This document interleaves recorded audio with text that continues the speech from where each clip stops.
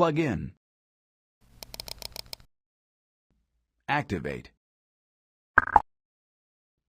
swap. FDRPAS Simplified Automated Migration. This demonstration provides an introduction to FDRPAS and illustrates how the entire process can be controlled through the supplied ISPF panels. FDRPAS is a fast, powerful, and easy-to-use DASD migration utility for the non-disruptive movement of ZOS disk volumes from one DASD device to another. Users or applications accessing data on a source volume can continue to do so uninterrupted during the swap process. A comprehensive simulation feature automatically identifies any pre-migration issues on source volumes, such as VTOC or VVDS errors.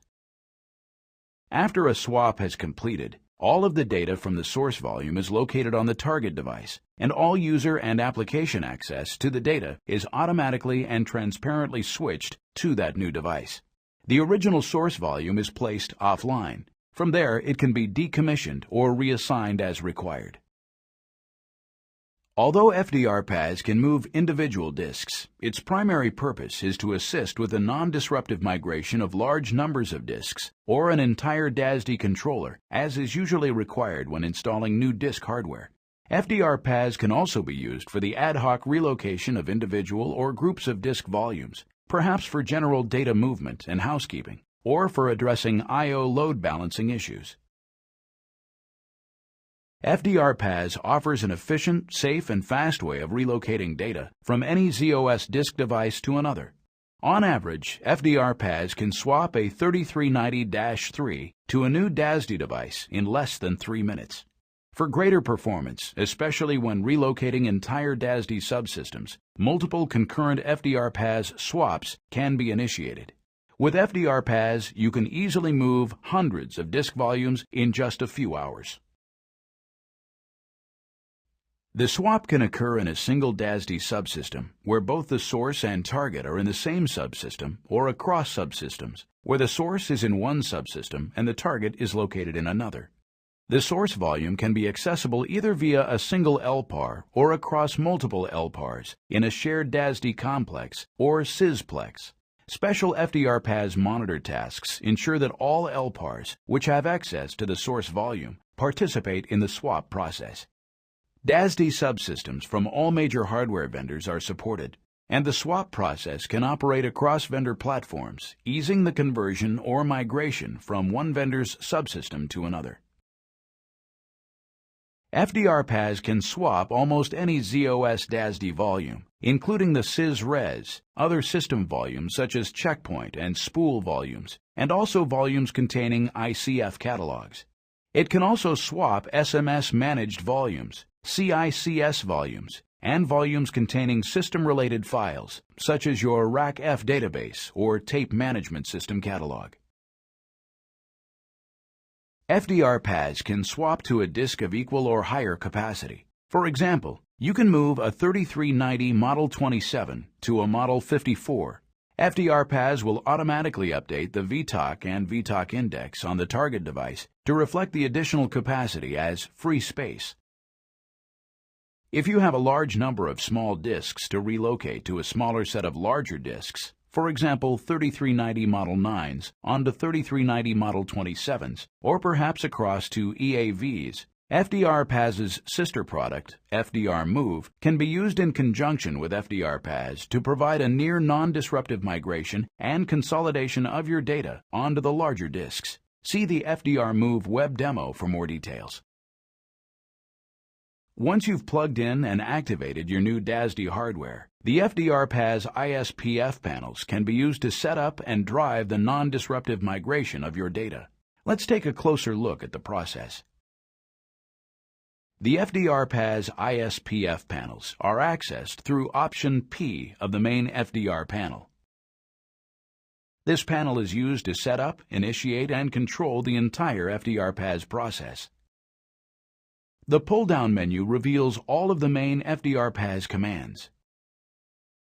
By pressing Enter in the main panel, FDRPAS checks to see if there are any swaps already in progress. In our example, there are a couple of swap tasks already active.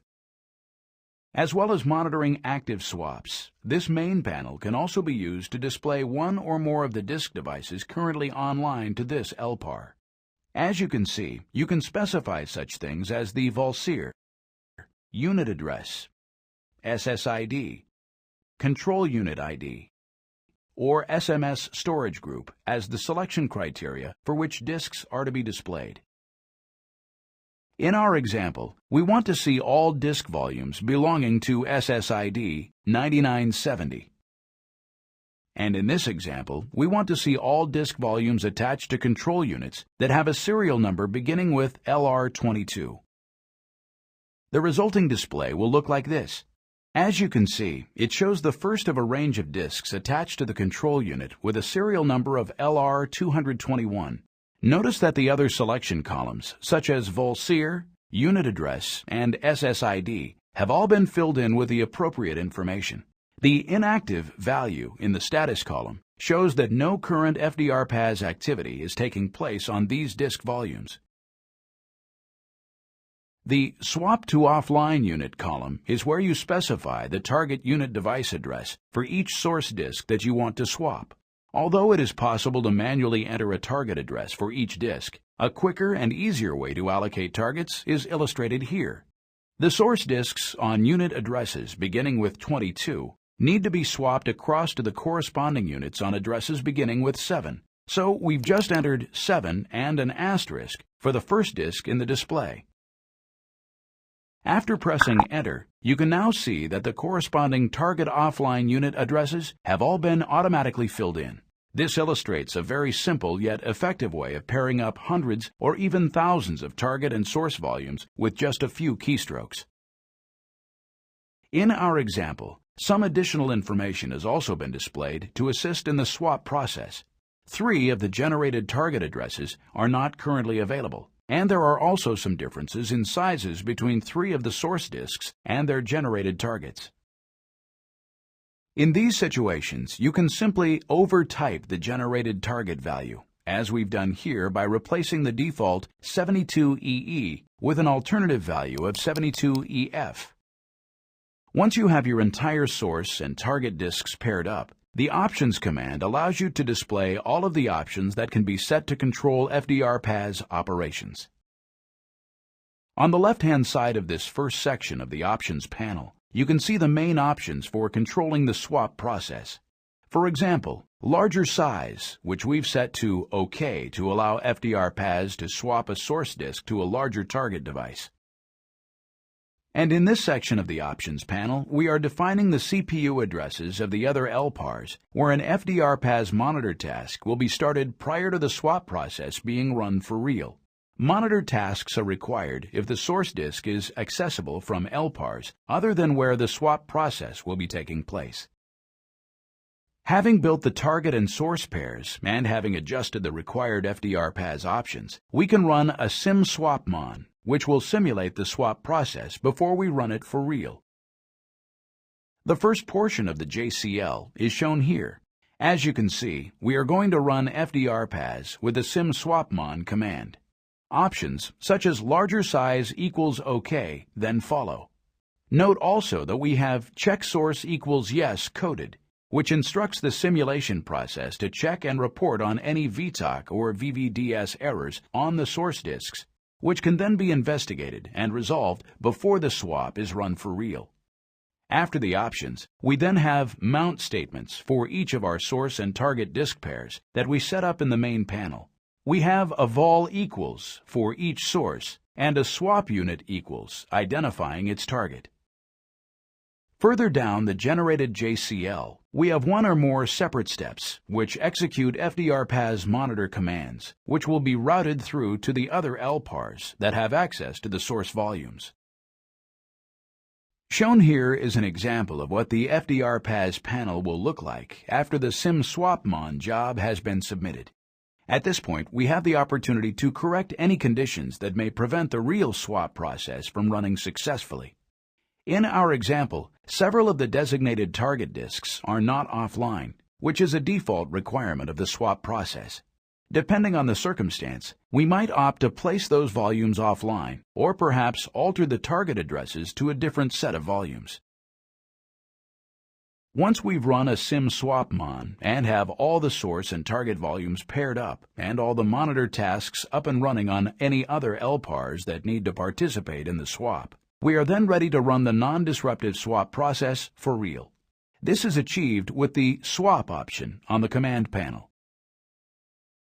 Alternatively, individual swaps can be initiated from the main panel by typing swap into any one of the command lines or by typing swap in the main command. You can then view the progress of each swap through the main panel, which has several different display formats. The single one line per swap task format is shown here. You can toggle around the different display formats using the PF10 and PF11 keys. Shown here is the second of the three possible formats with 2 lines per swap task. The additional line shows some detail on the progress of each active swap task. The third possible display format has 4 additional lines showing yet more detail of each swap. As well as initiating and monitoring swap tasks, the FDRPAS main panel can also be used to control those tasks. The 2 examples shown here illustrate tasks being suspended and aborted. FDRPAS has successfully completed a swap process. Note that the unit address, SSID, and control unit serial shown in this display are the values for the new target device where the swapped volume now resides. If you want to know about previously completed swap tasks, you can use the History option. Here's an example of a history report showing the swap tasks that have been run, when and where they were run, and the unit addresses of both the source and target device. As illustrated by these user experiences, FDRPAS offers a fast, simple, and automated solution for all your DASD migration needs. As illustrated in this demo, the non-disruptive swap process allows for the mass movement of large amounts of data without adversely affecting service-level agreements. FDRPAS was first launched into the market in 2001 and has subsequently been used for DASD migration projects in over 1,400 sites worldwide, and most importantly, vendor independent. Plug in, activate, swap. FDRPAS Simplified Automated Migration. To request the product portfolio, concepts and facilities guide, and a free no-obligation trial of FDRPAS, click here.